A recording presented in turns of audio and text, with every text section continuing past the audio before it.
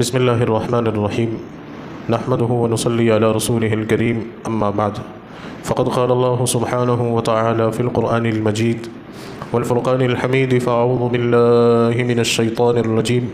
بسم اللہ الرحمن الرحیم لن تنالوا البر حتى تنفقوا مما تحبون صدق اللہ العظیم سبحان ربک رب العزة عما یصفون وسلام علی المرسلین والحمد للہ رب العالمین اللہم صلی علی سیدنا محمد وعلی آل سیدنا محمد وبارک وسلم۔ عزیزان گرامی قدر، واجب الاحترام بزرگوں اور میرے دینی اور ایمانی بھائیوں، السلام علیکم ورحمۃ اللہ وبرکاتہ۔ میرے عزیزوں اور بزرگوں، اللہ رب العزت نے اپنے حبیب پاک صلی اللہ علیہ وسلم کے واسطے سے ہمیں جو مبارک دین عطا کیا ہے، جو پیاری شریعت عطا فرمائی ہے، یہ دین اور یہ شریعت عین انسان کی فطرت کے مطابق ہے، اور دین میں اور شریعت میں پوری انسانیت کے لیے سراپا خیر ہے۔ دین اور شریعت سراپا پوری انسانیت کے لیے رحمت ہے، انفرادی طور پر ایک انسان کے لیے بھی اور پورے سماج کے لیے بھی۔ لہٰذا شریعت کے اندر جو بھی احکامات ہیں، جو بھی قوانین ہیں، چاہے وہ فرض ہو، چاہے وہ واجب ہو، چاہے وہ سنت ہو یا مستحب ہو، یہ تمام اعمال اور یہ تمام احکام، ان میں انسان کے لیے سراپا خیر ہے اور اللہ کی رضا جوئی کا ایک بہترین طریقہ ہے۔ جب ہم شریعت مطہرہ پر عمل کرتے ہیں تو شریعت کا ہر حکم ہم اپنی فطرت کے عین مطابق پورا کرتے ہیں۔ بس چنانچہ ہمارے دین کے اندر کوئی بھی کام ایسا نہیں ہے کہ جو کرنے والے کو نقصان پہنچاتا ہو، یا جس جگہ وہ عمل کیا جا رہا ہو اس جگہ پر موجود یا اس جگہ پر رہنے والے لوگوں کو اس سے کچھ نقصان پہنچتا۔ ہر چھوٹی سی چیز کو اس پر غور کیا جائے تو، یا ہر بڑے سے بڑے عمل پر غور کیا جائے تو، کوئی بھی کام، کوئی بھی عمل، کوئی بھی شریعت کا حکم ایسا نہیں ہے کہ جس کے کرنے سے انسان کی طبیعت میں بے چینی پیدا ہوتی ہے، یا کسی درجے انسان کو کوئی تکلیف محسوس ہوتی ہو، یا جس جگہ پر وہ عمل کیا جا رہا ہے اس جگہ پر موجود یا اس جگہ پر رہنے والے لوگوں کو اس سے کوئی نقصان یا کوئی تکلیف پہنچ رہی۔ آپ ہر چیز پر غور کر کے دیکھ لیجیے، اس لیے کیونکہ یہ دین اور یہ شریعت اس پروردگار نے بنائی ہے، اس اللہ نے بنائی ہے جو ہم انسانوں سے بے انتہا محبت کرتا ہے، بے انتہا پیار کرتا ہے۔ تو یہ شریعت اور یہ دین اللہ کا پیار ہے، اللہ کا تحفہ ہے۔ بالکل اسی طرح جس طرح ایک ماں جو اپنے بچے سے بے انتہا محبت کرتی ہے اور اس کی ممتا ہے یہ بچے کی پرورش، بچے کا خیال رکھنا، بچے کا دھیان رکھنا، اور بچے کی کیا کیا ضرورتیں ہیں ان ضرورتوں کو پورا کرنا، اور کون سی چیز بچے کے لیے مفید ہے اور کون سی چیز بچے کے لیے نقصان دہ ہے، ہر چیز کا ماں خیال رکھتی ہے۔ اور اسی وجہ سے ماں اپنے ایک بچے کے لیے ایک نظام بناتی ہے، اور وہ نظام اتنا زبردست ہوتا ہے کہ وہ ماں خود اس نظام کو فالو کرتی ہے اور اسی نظام پر اپنے بچے کی پرورش کرتی ہے۔ وہ اس بات کا خیال رکھتی ہے کہ کب میرے بچے کو مجھے دودھ پلانا ہے، کب مجھے میرے بچے کو دوائی دینا ہے، حتیٰ کہ کون سی چیز کھلانی ہے، کون سی چیز ابھی اس بچے کے لیے مفید ہے اور کون سی چیز اس بچے کے لیے نقصان دہ ہے۔ یہ سردی کا موسم ہے یا یہ گرمی کا موسم ہے یا یہ بارش کا موسم ہے، ان موسموں کے اعتبار سے مجھے بچے کو کیسے کپڑے پہنانا ہے، یہ تک ماں اس بات کا خیال رکھتی ہے۔ واقعی یہ ماں ہی کا حق ہے، یہ ماں ہی کا حق ہے، اور اس کی ممتا اور اس کی شفقت اور اس کا پیار ہی اس کو اس طرف متوجہ کرتا ہے۔ وہ اپنی ساری ضرورتوں سے زیادہ مقدم اپنے بچے کی اس کیئر ٹیکنگ کو رکھتی ہے، اس بچے کی خیال ورزی کو رکھتی ہے، حتیٰ کہ وہ خود اپنے زندگی کے اور اپنے اس وقت کے روٹین کو ایسا پلان کرتی ہے کہ جس کی وجہ سے میرے بچے کو تکلیف نہیں ہو۔ خود ماں خیال رکھتی ہے مجھے کیا کھانا ہے، کیا نہیں کھانا، بچے کو پنکھے کی ہوا میں رکھنا یا نہیں رکھنا، بچے کو دھوپ لگانا ہے، ہر چیز کا خیال۔ کیونکہ اس بچے سے اس ماں کو پیار ہے، اس بچے سے اس ماں کو شفقت کا معاملہ ہے۔ تو ویسے ہی اللہ سبحانہ و تعالیٰ بھی ہم سے پیار کرتا ہے، اللہ سبحانہ و تعالیٰ بھی ماں کی طرح ہمارے اوپر مہربان ہے۔ اللہ سبحانہ و تعالیٰ نے بھی ہمارے لیے ایک پورا نظام بنایا ہے۔ ہر وہ چیز بنائی ہے اور ہر وہ چیز بتا دی ہے کہ یہ چیز تمہارے لیے مفید ہے، یہ چیز تمہارے لیے نقصان دہ ہے، یہ کام اگر تم کرو گے تو یہ کام تمہارے لیے فائدہ بخش ہوگا، اور یہ کام اگر تم نہیں کرو، یہ کام اگر تم چھوڑ دو گے اور ان کاموں سے اگر تم بچ جاؤ گے تو یہ کاموں کا چھوڑنا تمہارے لیے فائدہ مند ہو۔ تو اس کا نام شریعت ہے، اس کا نام دین ہے، اللہ کا پیار، اللہ کی شفقت، اللہ کی مہربانی، اللہ کی محبت۔ آپ اور ہم ذرا غور کریں کہ اللہ اگر ہمیں ایسے ہی چھوڑ دیتا، یہ دین اور یہ شریعت ہمارے پاس نہیں ہوتا، تو انسان کی زندگی کتنی غیر مہذب ہوتی، کتنی انڈسپلین ہوتی، کتنی بے ترتیب ہوتی۔ پھر کون طے کرتا کہ ہم کیا کھائیں گے اور کیا نہیں کھائیں گے؟ کون طے کرتا کہ کون سی چیز ہمارے لیے مفید ہے اور کون سی چیز ہمارے لیے نقصان دہ ہے؟ کون طے کرتا کہ روحانی اعتبار سے، اخلاقی اعتبار سے کون سی چیزیں ہمارے لیے نفع بخش ہیں؟ تو اللہ نے یہ دین اور یہ شریعت بطور تحفے اور بطور پیار کے ہمیں عطا فرمایا،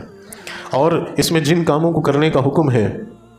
وہ اگر ہم کریں گے تو ہمارے لیے فائدہ بخش، اور جن کاموں کو چھوڑنے کا حکم ہے ان کاموں کو اگر ہم چھوڑیں گے تو وہ کام ہمارے لیے، ان کاموں کا چھوڑنا ہمارے لیے فائدہ بخش۔ اگر کسی شخص کو شوگر کی بیماری ہو اور ڈاکٹر پرہیز کے طور پر یہ مشورہ دیتے ہیں کہ بھئی اب آپ کو میٹھا نہیں کھانا کیونکہ یہ آپ کے لیے نقصان دہ ہے، یہ آپ کو شدید نقصان پہنچائے گا، اب میٹھے سے رک جانا اس شخص کے لیے نفع بخش ہے، فائدہ مند ہے، اور اگر وہ شخص رک جائے گا، میٹھا کھانے سے باز آ جائے گا تو واقعی اس کا فائدہ ہوگا،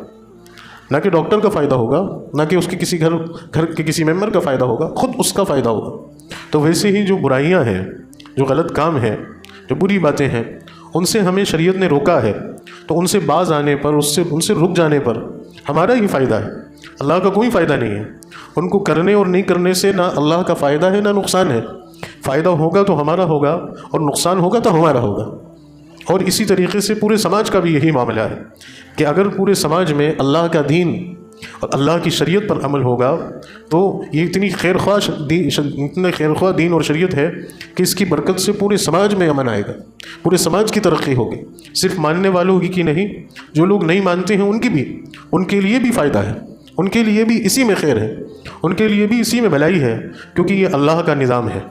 یہ اللہ کا دین اور اللہ کی عطا کردہ شریعت ہے، اور اسی میں نظام حیات اور نظام زندگی ہے۔ اللہ سبحانہ و تعالی ہم سب کو دین اور شریعت کو سیکھنے کی، سمجھنے کی، اس پر عمل کرنے کی مکمل توفیق نصیب فرمائے، اس میں اللہ ہمیں تفقہ نصیب فرمائے، گہرائی اور گہرائی نصیب فرمائے کہ ہم دین کے ایک ایک حکم کو سیکھیں، دین کے ایک ایک احکام کو ہم سمجھیں اور بشاست کے ساتھ، خوش دلی کے ساتھ اس پر عمل پیرا ہو جائیں۔ بعض دفعہ دین اور شریعت کو صحیح طرز پر نہیں سیکھنے کی وجہ سے، نہیں سمجھنے کی وجہ سے یہ مغالطہ ہونے لگتا ہے، یہ غلط فہمی پیدا ہونے لگتی ہے کہ ہمیں تو دین اور شریعت نے بہت ساری بندشوں میں جکڑ دیے، ہمارے اوپر تو بہت ساری پابندیاں لگا دی، ہمیں تو ایسا محسوس ہوتا ہے کہ ہم قید ہیں۔ یہ نہیں سمجھنے کی وجہ سے یہ مغالطہ پیدا ہوتا ہے، اور پھر بتانے والوں نے کا بھی بتانے کا طرز عمل یہ ہے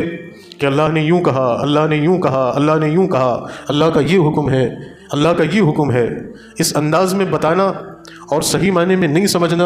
انسان کو اس مغالطے میں ڈال دیتا ہے کہ یار یہ مجھے تو بندشوں میں ڈال دیے گئے، حالانکہ اگر یہ کہا جائے اور یہ بتایا جائے کہ یہ حکم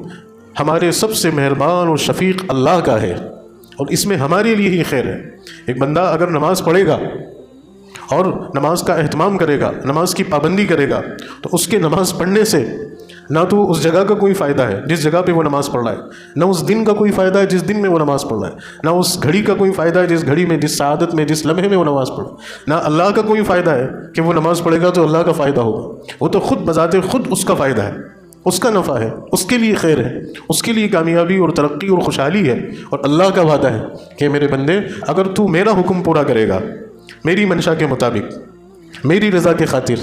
تو پھر میں تیری ہر ضرورت پوری کروں گا اپنی قدرت اور اپنی شایان شان طاقت کے مطابق۔ یہ اللہ کا وعدہ ہے، مجھ سے بھی اور آپ سے بھی، ہر بندے اور ہر بندی سے صرف اتنا سا وعدہ کہ تو میرا حکم میری منشا اور میری رضا کے خاطر،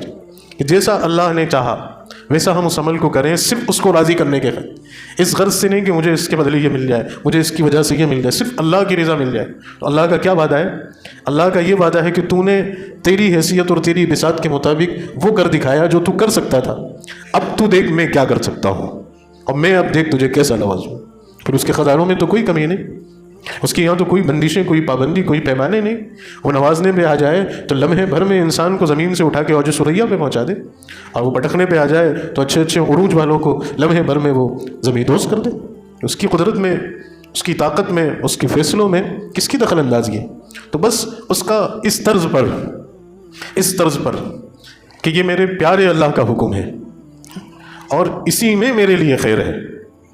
اسی میں میرے لیے خیر، اس کے علاوہ کسی چیز میں خیر نہیں. جیسے ایک ماں اپنے بچے کو اس کی عمر اور اس کی فطرت، اس کی طبیعت کے مطابق اس کو غذا دیتی ہے، کپڑا پہناتی ہے، خیال رکھتی ہے، ویسے ہی اللہ نے ہمارا خیال رکھا. اللہ نے ہمارا خیال رکھا، اور وہ خیال جو اللہ کا جو پیار ہے وہ اللہ کا یہ پیارا دین ہے اور یہ شریعت ہے جو اللہ نے ہمیں عطا فرمائی. تو ضرورت تو اس بات کی ہے کہ ہم سب سے زیادہ توجہ اللہ کے دین کو سیکھنے میں اور شریعت کو سیکھنے پر دیتے، لیکن افسوس صد افسوس ہمارے پاس فرصت ہی نہیں ہے. دنیا کے سڑے سڑے کاموں کے لیے ہمارے پاس فرصت ہے، چھوٹی چھوٹی سی چیزوں کے لیے ہمارے پاس وقت ہے، ادھر ادھر آنے جانے کے لیے ہمارے پاس وقت بھی ہے، پیسہ بھی ہے، لیکن اللہ کے دین کو سیکھنے کے لیے، شریعت کو سمجھنے کے لیے نہ تو ہمارے پاس وقت ہے، نہ ہمارے پاس پیسہ ہے، نہ ہمارے اندر وہ تڑپ، وہ لگن، وہ بے چینی ہے. اگر خاندان میں یا تعلقات میں کسی کی یہاں شادی آ جائے اور انویٹیشن کارڈ آ جائے تو بندہ پھر کتنا ہی اسٹرکٹ ماحول کے اندر وہ نوکری کر رہا ہے، کیسے نہ کیسے کر کے چھٹی نکال لے گا اور جو ہے سر کے بل جائے گا کہ میرے اعزاء اور میرے اقربا، میرے محسنین، میرے رشتہ داروں کی یہاں شادی ہے، وہاں مجھے جانا پڑے گا. گویا کہ جناب نہیں پہنچیں گے اور نہیں جائیں گے تو پتہ نہیں شاید وہ اس لڑکے کا اور اس لڑکی کا نکاح ہی نہیں ہوگی.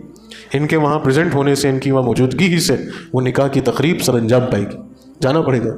جائیے، کوئی منائے گی نہیں، دین آپ کو اس سے منع نہیں فرماتا، لیکن کم از کم اس سے زیادہ اہم جو کام ہے، اس سے زیادہ ضروری جو کام ہے، آپ سے کل آخرت میں یا قبر کے اندر آپ سے یہ سوال نہیں کیا جائے گا کہ آپ فلاں رشتہ دار کی بیٹی کی شادی میں گئے تھے کہ نہیں گئے، آپ فلاں دوست کے لڑکے کے ولیمے میں آپ گئے تھے کہ نہیں گئے تھے، آپ فلاں فنکشن میں آپ گئے تھے کہ نہیں گئے. آپ سے تو یہ پوچھا جائے گا کہ آپ کا دین کیا ہے اور آپ نے اس دین پر عمل کتنا کیا، اور شریعت کیا کہتی ہے، شریعت پر آپ نے عمل کتنا کیا. تو ان چیزوں کی تیاری کرنے کے لیے اللہ نے دنیا میں بھیجا. لیکن افسوس کی بات ہے کہ ہمارے پاس دوسرے سب کاموں کے لیے وقت ہے، لیکن اس اہم کام کے لیے ہمارے پاس وقت ہی نہیں. گرتے پڑتے، ٹوٹے پھوٹے، بھاگتے دوڑتے لے دے کے صرف ایک یہ جمعہ کا ہی موقع ایسا بچ جاتا ہے کہ جس میں چند منٹ ایسے ہوتے ہیں کہ جس میں وہ بھی اللہ کا بنایا ہوا نظام ہے کہ جس میں کچھ توفیق ہو جاتی ہے کہنے والے کو بھی اور سننے والوں کو بھی، اور اس کو بھی کہنے والا کیسا کہہ پاتا ہے، سننے والے کیا سنتے ہیں، کیسا سنتے ہیں، اور اس پر کیا عمل ہوتا ہے، یہ اللہ عالم. اللہ رحم فرمائے. تو وقت نکالیے دین کو سمجھنے کے لیے، دین کو سیکھنے کے لیے، شریعت کو سمجھنے کے لیے. یہی اصل ہے، یہی اصل، اسی میں کامیابی ہے. تو یہ جو ہمارا دین ہے یہ بڑا پیارا ہے، بڑا مہذب ہے، اللہ کا پیار اور اللہ کا تحفہ ہے، اللہ کی شفقت اور اللہ کی مہربانی ہے. اس کو اگر ہم نے سنجیدگی سے لے لیا تو اللہ ہماری دنیا کو بھی سنوارنے کا وعدہ کرتا ہے اور آخرت کو بھی کامیاب کرنے کا وعدہ اللہ کرتا ہے. اب آپ ذرا اس دین کو سمجھنے کی کوشش کریں گے کہ اس دین کے اندر کتنی رحمت ہے، کتنی برکت ہے، کتنی خیر ہے پوری انسانیت کے لیے، پورے سماج کے لیے. اسی دین کا ایک نقطہ ہے اور اسی دین کا ایک حصہ ہے وقف کے نام سے، ہے نا. وقف جو ہے،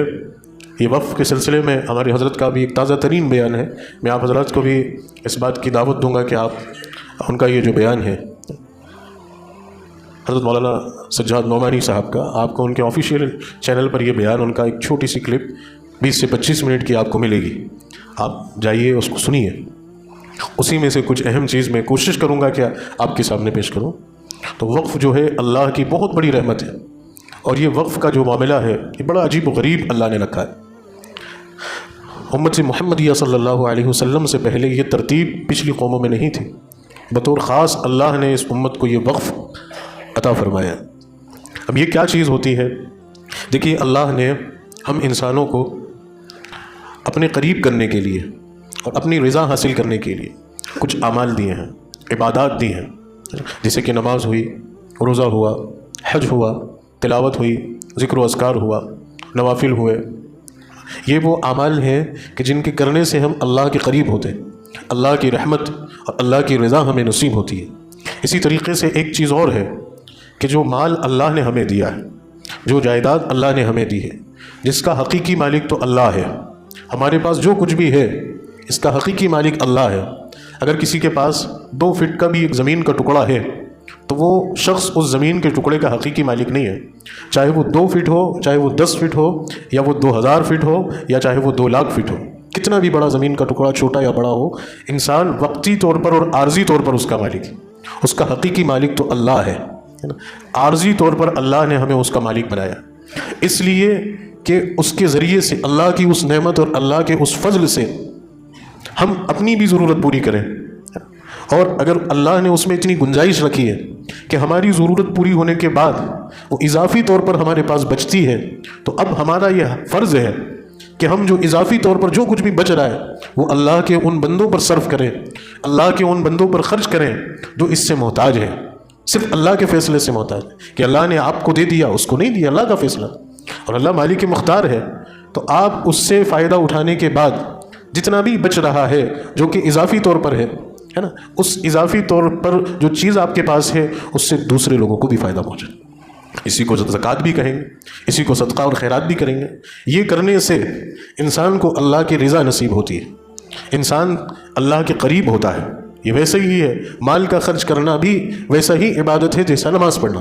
جیسا ہم نماز پڑھ کے اللہ کی عبادت کرتے ہیں، اللہ کو راضی کرتے ہیں، اللہ کے آگے سر جھکاتے ہیں، اللہ کی بندگی کا ثبوت پیش کرتے ہیں، ویسے ہی مال خرچ کر کے بھی اللہ کو راضی کیا جاتا ہے۔ تو یہ مال خرچ کرنا اور مال خرچ کر کے اللہ کو راضی کرنا، یہ اللہ کے نزدیک پسندیدہ اور محبوب ترین عمل ہے۔ اب اس کی حکمت میں نے آپ کو بتا دی کہ ہمارے پاس جو کچھ ہے ہم اس کے عارضی مالک ہیں، اگر حقیقی مالک ہوتے تو پھر یہ تو سارا ہمارے ساتھ جانا چاہیے تھا، لیکن بتاؤ کوئی موت کے بعد ساتھ لے جاتا ہے؟ ایک پھوٹی کوڑی بھی نہیں لے جاتا، کتنے ہی مالدار انسان کیوں نہ ہو، کھرب پتی کیوں نہ ہو، اور کتنے ہی غریب کیوں نہ ہو، دونوں کا اس دنیا سے آنکھ بند ہونے کے بعد صرف جسم پہ ایک ہی لباس، وہ سفید چادریں، ان میں لپیٹ کر مٹی کے اس گڑھے میں اسے لٹا دیے جاتے۔ کوئی روپے نہیں گئے، کوئی پیسے نہیں گئے، کوئی ہیرے جواہرات نہیں گئے، کوئی زمین نہیں گئی، کوئی جائیداد نہیں، کچھ بھی نہیں، سب چھوڑ دیے۔ گویا کہ جیسا ایک عارضی طور پر ایک شخص کسی کے مکان کے اندر کرائے سے رہنے آتا ہے اور بس مکان مالک نے اس سے اپنا مکان خالی کرا دیا کہ اب آپ جائیے، آپ کی راتیں یہاں گزری، آپ کے دن یہاں گزرے، آپ کی خوشی یہاں ہوئی، آپ کا غم یہاں ہوا، آپ کے بچے یہاں ہوئے، آپ کا نکاح یہاں ہوا، آپ کی تعلیم اور تربیت یہاں ہوئی، آپ کی پوری زندگی کا ایک حصہ یہاں گزرا، لیکن آپ کرایہ دار ہیں، وقت آنے پر آپ کو اس کو سب کو خالی کر کے جانا۔ ویسے ہی یہ ہماری جائیداد، ہماری پراپرٹی، اس کے ہم عارضی مالک ہیں۔ موت آئی، سب کچھ چھوڑ دیا اپنے ورثاء کے لیے، ہے نا، اپنے پیچھے اپنی اولادوں کے لیے، ختم۔ تو اس عارضی ملکیت میں، اس عارضی دولت میں اللہ کے لیے خرچ کر لینا، یہی اصل بقا ہے اور اللہ کی رضا ہے۔ تو یہ مزاج دین نے اور شریعت نے ہمارا بنایا، یہ مزاج ہمارے اندر پیدا کیا گیا اس مبارک دین اور شریعت کے ذریعے سے۔ اتنی پیاری بات، اتنی عظیم بات، کتنی زبردست بات ہے، اگر انسان اس بات پر اگر واقعی میں غور کرے تو جھگڑے ہی ختم ہو جائیں، اور سماج معاشرے میں کتنی آسانیاں پیدا ہو جائے کہ انسان پھر یہ سمجھے کہ میرا حق ہے غریبوں کی مدد کرنا، میرا حق ہے بے سہاراؤں کی مدد کرنا، میرا حق ہے ضرورت مندوں کی مدد کرنا، ان کے لیے خرچ کرنا، تو کتنی بڑی پریشانیاں اور تکلیفیں انسانیت کے اندر سے ختم ہو جائیں۔ تو یہ مزاج اور یہ ترتیب اس پیارے دین نے اور شریعت نے قائم کی، اسی کا ایک حصہ ہے وقف۔ اور ایک طریقہ تو یہ ہوتا ہے کہ انسان، اور اس کو بھی قرآن نے بتایا کہ آپ کو کیا دینا ہے اور کیسا دینا ہے، کیونکہ اللہ تو انسانوں کے مزاج سے واقف ہے، اللہ تو جانتا ہے کہ ان کو اگر میں نے جو ہے ایک عمومی آرڈر دے دیا، عمومی بات کہہ دی، تو کچھ تو کنفیوز ہوں گے، کیا دیں، کیسا دیں، کیا معیار ہوگا، اور کچھ جو ترکیب والے ہوں گے، جو کلاکار ہوں گے، وہ بچا کھچا اپنی ضرورت میں نہیں آنے والا وہ اٹھا کے دیں گے۔ تو قرآن نے یہ بھی جسٹیفائی کر دیا، قرآن میں اللہ نے کہا لن تنالوا البر حتى تنفقوا مما تحبون، کہ اپنی پسندیدہ چیزیں، اپنی محبوب چیزیں وہ اللہ کی راہ میں خرچ کرو، اعلیٰ کوالٹی کی چیزیں، پسند کی چیزیں جو تمہیں پسند ہے، جو تم اپنے لیے پسند کرتے ہو، جو اعلیٰ اور نفیس کیلے فروٹ تم اپنے لیے اپنے گھر میں اپنے بچوں کے لیے لاتے ہو، وہ غریبوں میں تقسیم کرو۔ یہ نہیں کہ وہ اب بچے رہ گئے، وہ اب کھانے میں نہیں آ رہے، وہ اب استعمال میں نہیں آ رہے، وہ سالن ہمارا بچ چکا ہے، 2 وقت سے کھا رہے ہیں، اب تیسرے وقت میں طبیعت گوارا نہیں کر رہی ہے تو وہ اٹھا کے کام کرنے آنے والی کو دے دیا کہ لیے لو بھائی کھاؤ۔ اور بریانی جو بچ گئی تھی، باہر وہ بچے جو آئے مانگنے کے لیے ان کو اٹھا کے دے دی کہ لو بھیا کھاؤ۔ وہ کپڑے جو پہننے میں نہیں آ رہے تھے، وہ جیکٹ جو استعمال میں نہیں آ رہی تھی، وہ آؤٹ ڈیٹڈ ہو گئی، اب اس کو اٹھا کے کسی بھی غریب کو دے دیا کہ لیجیے اب آپ پہنیے، ہے نا۔ وہ کچھ بھی استعمال کی چیز جو اب استعمال میں نہیں آ رہی تھی وہ اٹھا کے دے دی ثواب کی نیت سے۔ ایسا نہیں کہ آپ کے اس دینے پر اللہ ثواب نہیں، بالکل ثواب دے گا، لیکن اللہ یہ چاہتا ہے کہ تم اور آگے آؤ، تاکہ تم آگے آؤ گے تو میں تمہیں اور آگے بڑھ کے نوازوں گا۔ سمجھ رہے ہیں نا حکمت؟ تم میرے ان بندوں کو، میں بہت بڑی بات کہنے جا رہا ہوں، اللہ نے وقتی طور پر کھولی، شاید کہ دل میں اتر جائے، وہ لمحہ ایسا ہوتا ہے کسی کو دینے کا، وہ فرشتے تقدیر کا قلم لے کے چاقو چوبند کھڑے ہوتے ہیں، اللہ کا فیصلہ آسمان سے اترنے کا منتظر ہوتا ہے، تم دوسروں کو، اور وہ بندے اللہ کے جن کو اللہ نے اپنی حکمت اپنے فیصلے سے اس کا محتاج رکھا ہے، جس معیار کا دو گے اللہ آگے تمہیں اس معیار کا دے گا۔ اگر تم بہتر سے بہتر دو گے، عمدہ سے عمدہ دو گے، نفیس سے نفیس دو گے، تو اللہ تمہیں جو مل رہا ہے اس سے عمدہ اور اس سے نفیس دے گا۔ اگر تم گھٹیا ہی دو گے، پھر آسمان سے بھی تمہارے لیے گھٹیا کا ہی فیصلہ اترے کہ اس کا معیار ہی ہے بھئی، ایک شخص جس کی صلاحیت رکھتا ہے، جس کی اس کے اندر استعداد ہے، اتنا ہی اس کو دیا جاتا ہے۔ اگر وہ دل بڑا کرتا ہے، اور اللہ کا تو وعدہ ہے کہ میرے بندو تم میری طرف چل کے آتے ہو تو میں دوڑ کر آتا ہوں، میں ایک ہاتھ بڑھاتے ہو تو میں دو ہاتھ بڑھاتا ہوں، تم اگر عمدہ اور نفیس چیز میرے بندوں پر صرف کرو گے، وقف کرو گے، خرچ کرو گے، تو میں اس سے عمدہ اور نفیس جو تمہارے وہم و گمان میں نہیں وہ تمہیں دوں گا۔ شاید ہمارے خزانوں میں کمی ہے، اللہ کے خزانوں میں تو کمی نہیں ہے۔ تو یہ مزاج ہمارے دین نے پیدا کیا کہ کسی کو دینا بھی بسا اوقات اپنے لیے بہت کچھ لینے کا سبب ہے۔ کبھی یہ مت سوچیے گا کہ میں کسی کو اپنی جیب سے نکال کر کچھ دوں گا تو میں تنگ دست ہو جاؤں گا، میں فقیر ہو جاؤں گا، میں محتاج ہو جاؤں گا۔ اس رب ذوالجلال کو آپ نے دے دیا جو آپ کو ریٹرن اتنی بڑی تعداد میں کرے گا کہ آپ کے سارے کیلکولیشن فیل ہو جائیں۔ تو یہ مزاج بنایا ہے رسول اللہ صلی اللہ علیہ وسلم کی تعلیمات میں، اللہ کے پیارے دین میں، اللہ کی پیاری شریعت میں۔ اور اس میں بھی ایک ترتیب ہی ہوتی ہے کہ آپ نے کسی کو کوئی چیز دے دی اور اس کو صدقہ کر دیا اور اس کا مالک بنا دیا، اب وہ شخص وہ چیز اس شخص کی ملکیت میں چلی گئی، اب اس سے اس نے خود فائدہ اٹھایا، اب اس کے بعد اس کی اولادیں فائدہ اٹھا رہی ہیں، ان کی اولادیں فائدہ اٹھا رہی ہیں، اس کا ثواب آپ کو بترتیب مل رہا ہے نا، بترتیب آپ کو جب تک اس سے فائدہ اٹھاتے رہیں گے لوگ، آپ کو اس کا ثواب ملے گا۔ لیکن وہ فائدہ، وہ نفع ایک دائرے میں محدود ہو گیا۔ وقف اس سے آگے کی چیز ہے۔ وقف میں یہ تو ایک صدقے کی شکل ہوئی، وقف میں یہ ہے کہ آپ نے اپنی جائیداد کو، اپنی پراپرٹی کو اپنے اس طرز پہ وقف کر دیا کہ اب اس کا مالک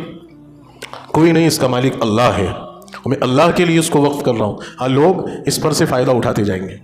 لوگ اس سے نفع اٹھاتے جائیں گے، اس سے آنے والے منافع سے یا اس جگہ پر رہنے سے لوگ اس سے فائدہ اٹھائیں گے، تو اس کو وقف کہتے ہیں۔ یہ ایک حقیقی اور ایک یہ مستقل طور پر ایک فائدہ بخش چیز ہے جس کی ترتیب ہمارے دین نے اور ہماری شریعت نے کسی مذہب میں نہیں، کہیں پر بھی نہیں۔ تو ایک مستقل طور پر نظام ہے جو نبی کریم صلی اللہ علیہ وسلم کی اس پیاری شریعت کے ذریعے سے ہمیں ملا ہے۔ اور الحمدللہ نبی پاک صلی اللہ علیہ وسلم کے زمانے میں بھی، جیسا کہ روایت میں ملتا ہے کہ ایک شخص یہودی، انہوں نے اللہ کے رسول صلی اللہ علیہ وسلم کو اپنے 6 باغ دیے، وہ کہا کہ اے محمد صلی اللہ علیہ وسلم، یہ میرے باغات ہیں، یہ میں آپ کے حوالے کروں۔ تو ان 6 باغوں کو اللہ کے رسول صلی اللہ علیہ وسلم نے مسلمانوں کے لیے، اپنی امت کے لیے وقف کر دیا، خود نبی کریم صلی اللہ علیہ وسلم۔ اس کے بعد پھر حضرت عمر رضی اللہ تعالیٰ عنہ کا ملتا ہے، حضرت عثمان رضی اللہ تعالیٰ، حضرت علی المرتضیٰ رضی اللہ تعالیٰ عنہ، حضرت ابو بکر صدیق رضی اللہ تعالیٰ عنہ۔ تو یہ اوقاف کی جو معاملات ہیں، یہ اوقاف جو ہے، جو وقف شدہ چیزیں ہیں، ان کے ذریعے سے پوری انسانیت کو بہت نفع ہوا ہے، بہت فائدہ ہوا ہے، پورے سماج کو فائدہ ہوا ہے، انسانیت نے اس سے فائدہ اٹھایا۔ جب اللہ کے دین پر لوگ آتے ہیں اور اللہ کے دین پر عمل کرتے ہیں تو اس سے فائدہ صرف دین پر، دین کو ماننے والے لوگوں کا نہیں ہوتا، بلکہ پوری انسانیت کا ہوتا ہے، حتیٰ کہ اس روح زمین پر رہنے والے ہر جاندار کو ہوتا ہے۔ جب یہ اوقاف کا سلسلہ تھا، اور حضرت کی تحقیق اور حضرت کے قول کے مطابق کہ 1 صدی ہجری، 2 صدی ہجری، 3 صدی ہجری، 4، 5، 6 اور 7 اور 8ویں صدی ہجری تک مسلمانوں نے فراخ دلی کے ساتھ خوب اللہ کی راہ میں خرچ کرتے ہوئے اپنی جائیدادوں کو اپنے ورثہ میں بھی تقسیم کیا اور اللہ کے دین کے لیے وقف بھی کیا۔ یہ اتنی استعداد اللہ نے ان کے اندر اس لیے پیدا کر دی تھی اور اتنا ان کو اس لیے نواز دیا تھا کہ وہ بنیادی طور پر شروع ہی سے یہ لے کر چلتے تھے کہ میرے پاس کچھ نہ کچھ حصہ جو بھی ہوگا میں اللہ کے دین کے لیے بھی وقف کروں گا۔ تو اللہ اتنا مالدار کر دیتا ہے کہ ان کے ورثہ کو بھی پیٹ بھر کے ملا اور ان کو اللہ نے ایک درجہ اور آگے بڑھایا کہ انہوں نے اللہ کے دین کے لیے بھی وقف کر دی۔ ہماری یہ کہانیت ہو پاتی ہے، ہم تو بھائی کا حصہ دبانے کے چکر میں ہوتے ہیں، اور بھائی کے حصے کی بات، بہنوں کے حصے کی تو کوئی بات ہی نہیں ہے، کوئی تذکرہ ہی نہیں ہے، کوئی وہم و گمان میں نہیں ہے، کوئی فکر میں نہیں۔ اچھے دیندار گھرانے، اچھے دیندار لوگ، صوم و صلات کے پابند لوگ اور دین کے دعوے دار لوگ، بچیوں کا حق، بیٹیوں کا حق، پتہ چلے کچھ بھی نہیں ہے۔ تو جب ہم حق والوں کو ان کے حق سے نہیں نوازیں گے تو اللہ ہمیں آگے کہاں بڑھائے گا؟ جب ہم حق والوں کو حق دے کر اور اضافی طور پر اللہ کے دین پر خرچ کرنے کا مزاج رکھیں گے تو اللہ اتنا دے گا کہ ورثہ کا بھی پیٹ بھرائے گا، سب بچوں کا بھی حق پورا ہوگا اور اللہ کے دین پہ دینے کے لیے گنجائش بھی پیدا ہوگی۔ سب نظام اللہ کا چلتا ہے، عطا کرنے والا وہ ہے، نوازنے والا وہ ہے، اور وہ انسان کی نیت پر نوازتا ہے۔ انسان کی نیت پر نواز، جس کی جیسی نیت ہوگی اللہ کے خزانوں میں سے اس کو اس طرح سے ملتا رہے گا۔ تو فراخ دلی سے مسلمانوں نے خرچ کیا، مسلمانوں نے اللہ کی راہ میں اپنی جائیدادوں کو وقف کیا، اور ایسا نہیں ہوتا تھا کہ انہوں نے وقف کر دیا تو ان کے ورثاء کو نہیں دیا۔ میں پھر عرض کر رہا ہوں کہ ان کی نیت یہ ہوتی تھی کہ جتنے بھی حصے دار ہیں ان سب کو حصہ دینے کے بعد ہم اللہ کے دین کے لیے بھی کچھ کرنا چاہتے ہیں تو اللہ ان کے لیول کو بڑھا دیتا ہے، اللہ ان کو نواز دیتا ہے، تو وہ ہوتا ہے۔ تو حضرت نے ایک واقعہ بتایا دمشق کا، کہ دمشق کی جو تاریخ ہے اس میں جو اس کے اوقاف کی تاریخ لکھی گئی، یہ مسلمانوں کے دین پر آنے کی برکت اور مسلمانوں کے دین پر عمل کرنے کی برکت کا یہ نتیجہ ہوا کہ کیا شاندار ماحول تھا، کیا شاندار اسلام کے مطابق طرز زندگی اور طرز عمل تھا، کہ دمشق کی تاریخ کے اندر یہ بات لکھی ہے کہ 8ویں صدی ہجری تک مسلمانوں نے ایسی فراخ دلی سے اللہ کی راہ میں اپنی جائیدادوں کو عوام الناس کے فائدے کے لیے وقف کیا کہ ایک وقت یہ آیا کہ انسانوں کی ذاتی ضرورت کے لیے، ذاتی ضرورت کے مد کی کوئی ضرورت ہی باقی نہیں رہی۔ اتنے سارے مد موجود ہیں، اتنے سارے ذرائع موجود ہیں کہ جن کے ذریعے سے سب کی ضرورتیں پوری ہو رہی، بیواؤں کی بھی ہو رہی ہے، یتیموں کی بھی ہو رہی، غریبوں کی بھی ہو رہی، بیماروں کی بھی ہو رہی، مسافروں کی بھی ہو رہی، تعلیم کا بھی مسئلہ حل ہو رہا ہے۔ غرض یہ کہ کوئی ضرورت مند ڈھونڈنے سے بھی نہیں مل رہا ہے۔ یہ نوبت آ گئی کہ دے کس کو، کون لینے والا ہے، کوئی لینے والا نہیں مل رہا ہے، کس کو دیا جائے۔ تو اس کی تحقیق اور اس کی تفتیش کے لیے ادارے بنائے کہ بھئی اگر آپ اپنا کچھ جائیداد وقف کرنا چاہتے ہیں، کسی کو کچھ دینا چاہتے ہیں تو پہلے ہم سے مشورہ لیجئے، ورنہ لوگ ڈھونڈتے پھر رہے ہیں کہاں دیں، کس پر خرچ کریں۔ یہ ادارے آپ کو بتائیں گے، پھر وہ ادارے تحقیق کرتے تھے، ڈھونڈتے تھے، بڑی محنت اور مشقت کے بعد کوئی ایسا ملتا تھا کہ ہاں ان کو ضرورت، ان کو بیماری میں پیسے لگ رہے ہیں، ان کو تعلیم میں پیسے لگ رہے ہیں، ان کو راشن میں پیسے لگ رہے ہیں، کوئی لینے والا نہیں، سب کی حیثیت ایسی مضبوط ہوگی۔ تو ایک عورت اپنی ایک پراپرٹی وقف کرنے کے لیے آئی، تو اس ادارے کے جو منتظم تھے وہ دمشق کے شیخ الحدیث تھے، ان کے پاس درخواست ڈالی کہ جناب والا میں اپنی یہ جائیداد جو ہے عوام الناس کے لیے وقف کرنے کے لیے آئی ہوں۔ انہوں نے کہا کہ بی جی آپ اپنی ریکویسٹ ڈال دیجئے، ہم تفتیش کریں گے کہ کہاں ضرورت ہے نا۔ اب انہوں نے تفتیش کروائی کہ کہاں ضرورت ہے، کہاں ضرورت ہے، کوئی مد ہی نہیں نظر آ رہا۔ وہ پھر آئی کچھ دن بعد کہ کیا ہوا، تو ان کو بتایا گیا کہ انسانوں کی ضرورت کا تو کوئی کام باقی نہیں ہے، انسانوں کی ساری ضرورت پوری ہو رہی، کہیں کوئی محتاج، کوئی غریب، کوئی فقیر، کوئی مسکین نہیں ہے پوری مملکت میں، پوری سرزمین پہ۔ ہاں یہ ہو رہا ہے کہ سردی کے موسم میں سائبیریا سے کچھ پرندے آتے ہیں، اپنے آپ کو وہاں کی شدت سے اور سردی سے بچانے کے لیے ہمارے علاقے میں اترتے ہیں۔ ان پرندوں کے دانے اور رہنے کے لیے کچھ انتظامات میں کچھ خرچ کی ضرورت ہے اگر آپ دینا چاہیں تو۔ آپ دیکھیں کہ انسانوں کے سارے تقاضے پورے ہونے کے بعد اللہ کی مخلوق پر کام ہو رہا ہے۔ یہ ہے دین اور یہ ہے اسلام۔ اگر 100% اسلام کو ماننے والے اسلام پر آ جائیں تو اس روح زمین پر کوئی پریشان نہیں رہے گا، کوئی تنگدست، کوئی محتاج نہیں رہے گا، اور جب اہل اسلام سے بیزار ہو جائیں گے۔ ایک اور واقعہ اسی کی تاریخ میں لکھا ہے، میں بس اس کو سنا کر اپنی بات کو سمیٹتا ہوں کہ ایک اور درخواست آئی کہ ہمیں بھی کچھ خرچ کرنا ہے، ہمیں بھی کچھ دینا ہے۔ تو تحقیق اور تفتیش کے بعد کچھ نہیں مل رہا، تو بتایا گیا کہ کچھ علاقے ایسے ہیں کہ جہاں پر سیوریج کے لیے نالیوں کا انتظام نہیں ہے، اور وہ بارش ہوتی ہے تو وہ پانی جو ہے وہ سیلاب کا اور نالیوں کا وہ ادھر ادھر سڑکوں پہ آتا ہے، تو وہاں نالی بنانے کے لیے ضرورت ہے، تو اگر آپ دینا چاہیں تو وہاں دیں۔ یہ حال ہے، حکومت کی بھی امداد ہو رہی ہے اور لوگوں کی بھی اس طرح سے مدد ہو رہی ہے۔ جب لوگ 100% دین پر آتے ہیں، اللہ کے دین پر، تو پوری انسانیت کو نفع ہوتا ہے، پوری انسانیت اس میں جو ہے اطمینان اور امن کے ساتھ رہتی ہے۔ اور اگر اللہ کے دین سے بیزار ہو جاتے ہیں تو پھر پریشان حال ہو جاتے ہیں۔ آج آپ دیکھو، ذرا سا کوئی کہہ دے کہ بھائی میرے پاس کچھ زکوٰۃ کے پیسے ہیں، میرے پاس کچھ ایسے پیسے، 50 لوگ یہ ہماری مسجد کے باہر بیٹھے ہوئے، ہر جمعے کے اندر ہر مسجد کے باہر یہ ٹولے کے ٹولے بیٹھے ہوئے، یہ ضرورت مند لوگ، کتنی بیوائیں، کتنے یتیم، کتنے جیل خانوں میں بند لوگ جن کے پاس چالن کٹانے کے پیسے نہیں، اپنا مقدمہ لڑنے کے پیسے نہیں، مسلمان بھی اور غیر مسلم بھی۔ کیا ہو رہا ہے یہ؟ ہمارے پاس دولت کی کیا کمی ہے؟ ہمارے پاس سرمایہ کی کیا کمی ہے؟ کمی صرف اللہ کے دین کو نہیں سمجھنے کی، کہ ہم نے اللہ کے دین کو نہیں سمجھا، اور اللہ کے دین کو نہیں سمجھ کر اس ٹوٹے پھوٹے انداز میں اپنی مرضی کے مطابق اس دین پر عمل کیا، تو اس دین سے دوسرے لوگ بھی بدزن ہو گئے۔ جو لوگ اس دین کو دین رحمت سمجھ کر ہمارے اعمال، ہمارے افعال دیکھ کر دین میں آ جاتے، وہ لوگ آج ہمارے دشمن بن گئے، اور آج وہی لوگ ہمارے ان اوقاف کی چیزوں پر، ہماری ان اوقاف کی جائیدادوں پر جو ہے وہ نظریں خراب کر رہے ہیں، ان کی نیتیں خراب ہو رہی ہیں اور منصوبہ بندیاں ہو رہی ہیں۔ تو یہ اصل مجرم تو ہم ہیں۔ ایک موقع لمبے عرصے تک اس ملک کے اندر مسلمانوں کے ہاتھ میں تھا وقف کی جائیداد کا، آج سے کچھ سال پہلے کوئی نہیں سمجھتا تھا۔ مسلمانوں نے لوٹا، اس کو گھسوٹا، اس پہ قبضہ کیا، اس کو ہڑپا، اس کو بیچا اور کھا گئے، حتیٰ کہ کئی جگہوں کی یہ خبریں ہیں کہ قبرستان تک کی زمینیں کھا گئے، مردوں کو کھا گئے، اوقاف کے مکانات کھا گئے۔ کرائے سے اگر الرٹ ہوا تو 2-2 4-4 روپے کرایہ دے رہے ہیں، اور اوقاف نے اگر جو ہے ریگولیشن جاری کیا کہ بھئی آپ کا کرایہ 4 روپے سے بڑھا کر ہم 400 روپے کرتے ہیں، تو پیٹ میں مڑمڑیاں آ گئی اور احتجاج شروع ہو گئے۔ تو یہ اصل غاصب تو ہم ہیں، یہ غیر قومیں تو آج جھومی ہیں، اس سے پہلے تو سالوں سے مسلمان ہی کھا رہا تھا، مسلمان ہی جو ہے اس کو صحیح استعمال نہیں کر رہا تھا، لیکن اب یہ نوبت آئی ہماری کرتوتوں کی۔ تو پہلے دوسرے کو